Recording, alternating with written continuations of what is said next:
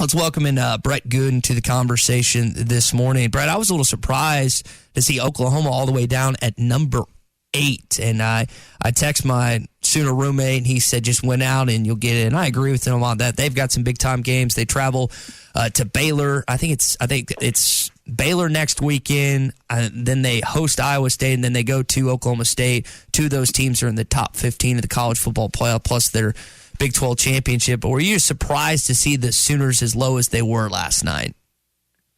I think if you look at all their games and how close they've been and how much they've struggled in a lot of places like Kansas, they were down for most of the game against Texas and everything. So people are not surprised to see that, if they paid attention to Oklahoma. Now, again, if they, like you guys said, if they win out, they're in. So they can definitely take care of their own business and probably will win out, and then we'll be in the playoffs, and we'll see an Oklahoma team probably go in and lose in the first round again. I'm curious how much of a difference Caleb Williams is going to make down the stretch, because you can tell it's pretty significant, him being inserted for Spencer Rattler. But outside of just kind of Oklahoma and Cincinnati and other stuff, what stood out to you about last night's selection show? The biggest thing I think right now is Georgia.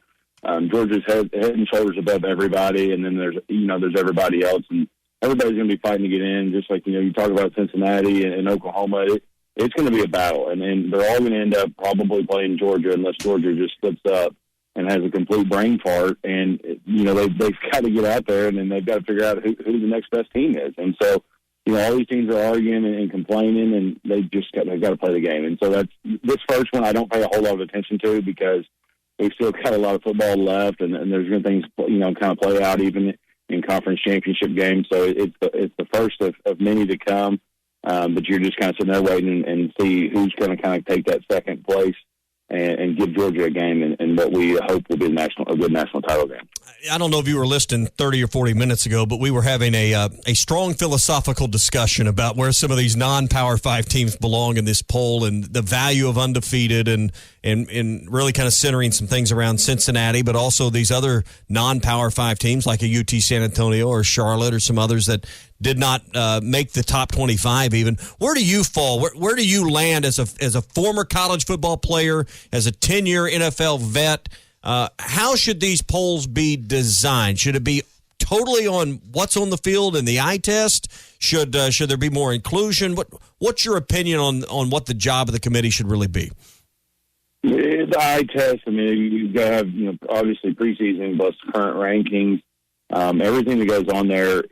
The hardest part is, even from a 1 to 5, it might be a 17-point difference in that ball game where what Vegas is going to come out with. And so it's hard to kind of grasp everything that there's that big of a difference with a lot of these teams, and they're all kind of just trying to get into the picture. And I don't know, ultimately everybody wants to make playoffs and expand it and get in.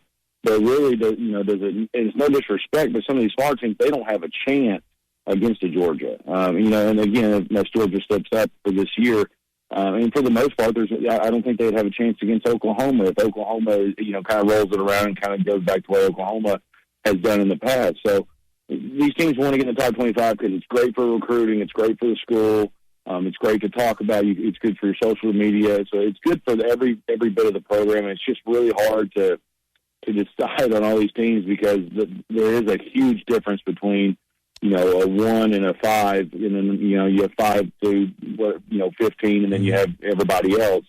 And so it's really hard to decipher. And I think they do the best they can, but you're never going to please everybody. So the coaches and AP poll have Cincinnati at 2. The playoff committee has Cincinnati at 6. Which one's right in your opinion? I honestly, I'd go off the coaches and AP because Cincinnati hasn't done anything to prove any different than they are the second best team right now. Just like Todd mentioned earlier, you were talking about the game last year where they took Georgia down to the wire, and so you got to give them the respect until it's lost. And so throw them in there, or it's gonna be a constant battle of they should have been in there. You're gonna have to have all these conversations, or vice versa. They go into the national championship or the playoffs and they get completely dismantled, and then you're going to be like, well, they shouldn't have been in there anyway. So, again, you're never going to be correct on both sides of it.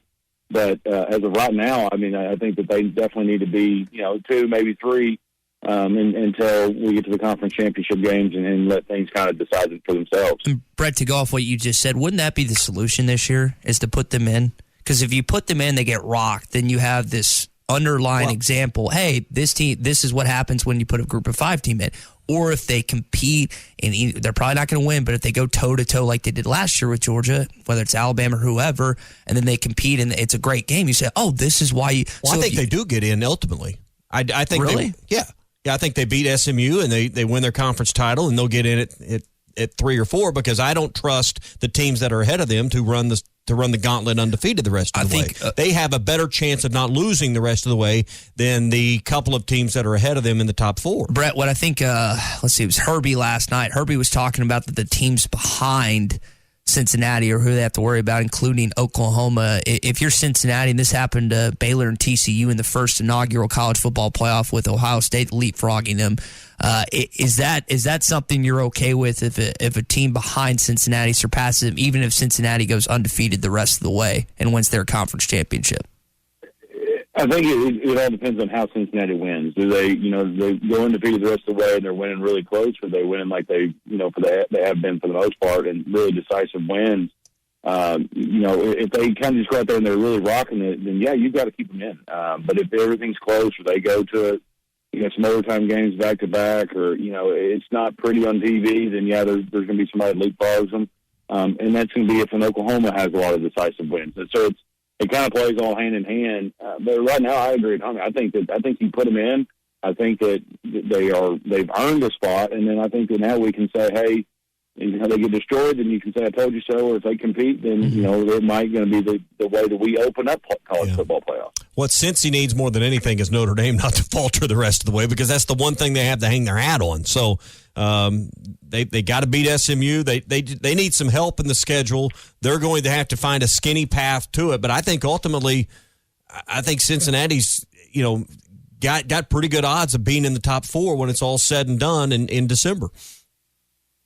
Absolutely, and I think what they're going to do is they're going to go out there and just try and handle the business, and that's what they've been doing. And same thing as Georgia, and everybody else. It's like we can kind of there's a handful of teams that can control their own destiny, and now it's going to be it's laid out there now, and who takes care of business. There's going to be a lot of movement. There's going to be some shakeups along the way. And here in a couple of weeks, we're going to know, kind of who took care of business and who didn't. And I think Cincinnati is going to be one of the ones that did. And they're going to eventually get in.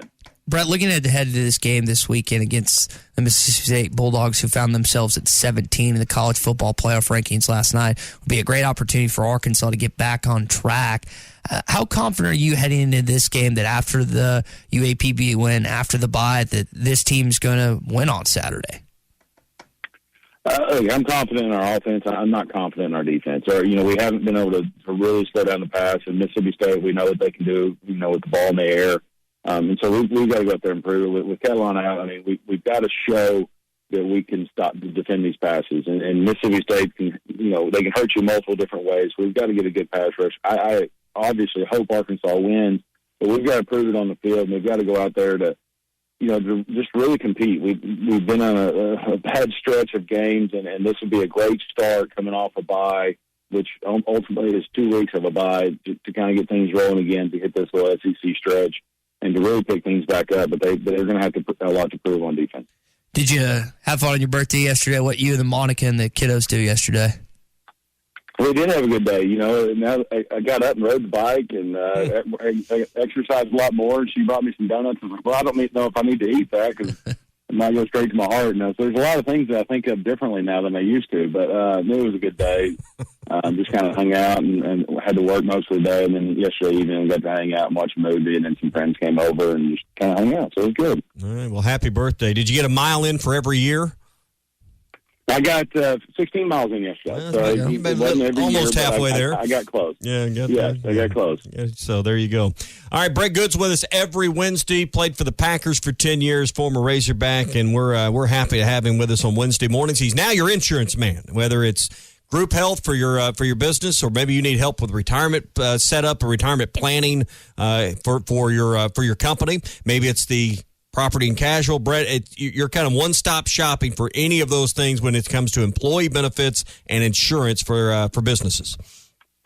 That's right. And, right now is the perfect time of year as we're kind of getting geared up for 1/1 renewals and just to make sure, we've had a lot of people calling to make sure everything's, in the right line and their compliance is up and everything else. So it's a good time just to have a conversation and anything, that's the best thing. Just have a conversation, kind of see where you're at and see what else there is to offer out there. Yeah, call and see how much your rates are going down, right?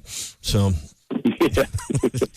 We always the rates would go down. Yeah, exactly. Everybody, including you, all of us do. All right, 651-2292. Maybe you can help your rate go down from where you're at now with a better plan. That's 479-651-2292 for Brett Goode with Henderson Phillips. All right, enjoy the game this weekend, old man, and we'll talk to you next Wednesday.